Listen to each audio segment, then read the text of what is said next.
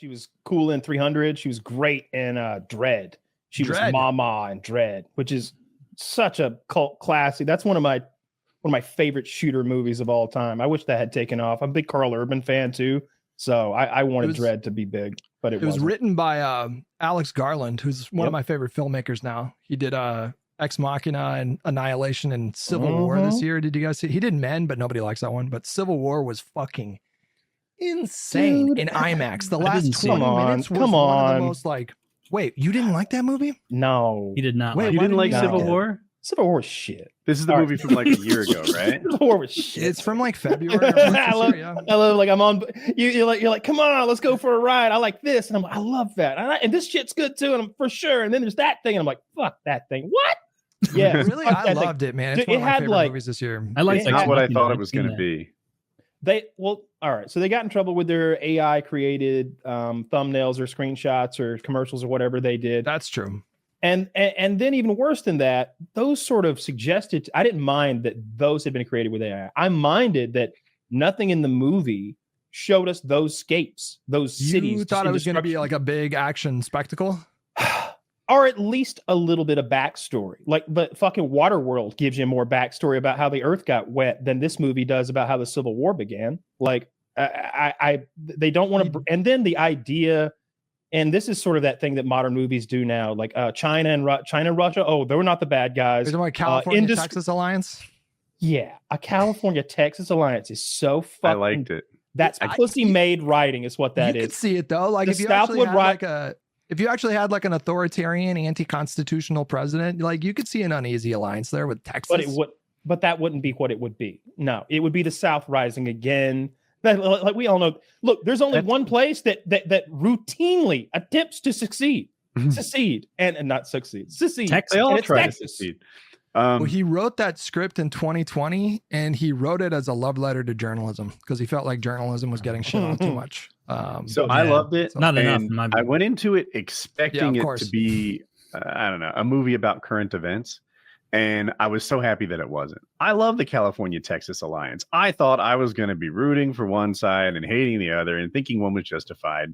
I didn't know if this movie was going to be for me or against me, and it was neither. And I really liked it in the end. And that scene with the red glasses, that guy. Dude. Jesse Plemons. He was cast last minute, bro. Jesse Plemons is the GOAT. He was a replacement. I know. He was a replacement. I think he's one of the other actors' Kirsten husbands Dunst. or brothers. Kirsten Dunst's husband. They have a kid together. She's like, my husband can do it. And oh my God, he stole the film. Who was he replacing? Do they know? I'm not sure, but he only had 2 weeks. I mean, which he didn't have that many lines, but dude, I like that dude. When that guy like dead-eyed kills that kid in Breaking Bad, it was one of the most like wild parts of that whole show where like just casual and really like look at his eyes in that scene. Just, you know, it's not his fault. He has dead eyes. Like that's how he looks at things, but just killing a fucking 7-year-old collecting bugs and then being like, all right, what's the next step in the mission? And everyone's just aghast. Coming back for El Camino, and he had gained a bunch of weight for Fargo season 2, which he was also really good in that. He's good in everything. That's why I'm gaining weight. I'm hoping Jesse Plemons, the character. I'm sorry, we're trying to get those Jesse Plemons roles. Character he was now that he's out. He was super skinny in Breaking Bad, and then he came back in El Camino, and it's supposed to be the same time frame, and he weighs like literally twice as much. It was a prequel. Enormous belly. Yeah, my man.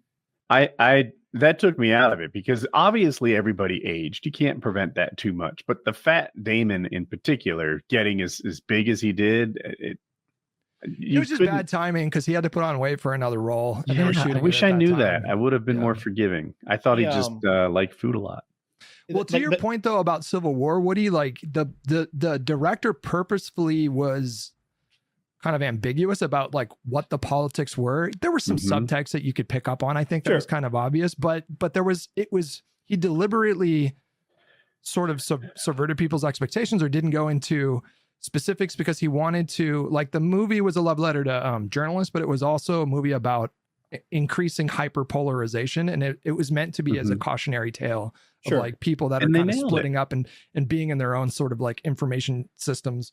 And I think it was a good idea. Like, I think it's Michael Jordan who's like, I don't get into politics. Everybody buys, Republicans, Democrats both buy shoes. Well, he wasn't avoiding it for that reason, though. He was doing it he was saying, like, if you can't imagine an alliance between California and Texas, then that's the problem that I'm trying to bring attention to. And so if you didn't have a good reaction to it, that's fine. But like, I can imagine a war between California and Texas. Do you think a part of the reason that, and I haven't seen the movie, but it would make sense to me just from trying to market to more people from the film perspective, that like he wouldn't want to break it down in a way that was realistic, because then he would be forced to like pick a side that wins, pick a side that loses, pick a side that he thinks is good versus bad, and that would alienate a lot of potential viewers. And so he has to almost pick this like farcical, absurd, never going to happen split, so that then he has like a plausible deniability of like, well, I'm actually critiquing the different media ecosystems. Like, I didn't want to make it about regions. I don't think so, because this was like an indie film that wasn't projected to make a lot of money, and it ended up being A24's most financially successful film. The previous one before that was Everything Everywhere All at Once, but he wasn't making it to be this giant blockbuster. Like, he doesn't make those kind of movies, really. Okay. I don't know. That wasn't my complaint anyway. Like, that's a little thing where I'm like, oh, sure, those two would fight.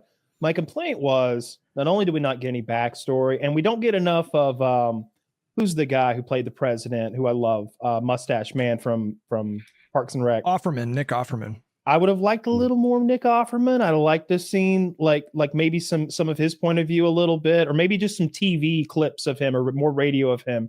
That would have been interesting, because I did really enjoy the whole end sequence when they stormed the White House.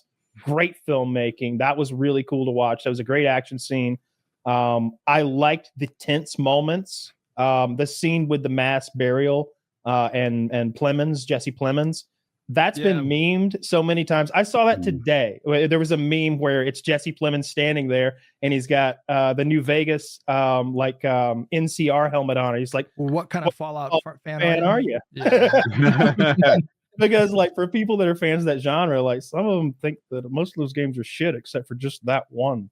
And I love that moment when he's standing there. I'm like, I got to admit, I was so annoyed with the main characters of the movie that I was like, finally, Jesse Plemons is gonna set these fuckers straight. What's up, libtards? Look at them glasses. Look at them glasses. Did you watch Devs? Lenses. Did you watch Devs? I didn't. Devs. Oh, Kyle, you're the movie guy. Get it together. Devs is an FX series. It's a 10-episode FX series that Alex Garland did. It's about, I don't want to give too much away, but it's really fucking good. He's just fantastic at sci-fi. I would highly. Is it about computer programmers? Yes. Devs? Yeah. In the future? Yeah, it is. Are they developing AI or maybe? I don't want to give away too much. I feel Black like it's Mirror? better to go into it like. You can give away more than the title. So like, imagine if you could create an algorithm that could fucking predict the future, and then like the implications of that, and then like Minority Report. But there's and that gives away you find How that out do in you the know first episode, Minority so I feel like I'm not spoiling too much, but there's like a lot of implications, it's and then excellent. there's murder and there's espionage, and it's just really great. I love Tom Cruise. Like, I always say this when he comes up, but like, you just mentioned Minority Report. It's like, yeah, most actors would be so proud of Minority Report being that crazy huge movie they made. It's like his 12th biggest sci-fi blockbuster hit that's actually good. Just in the sci-fi genre, it's not even. Yeah, that's what Tom Cruise Oblivion makes. Was trash though.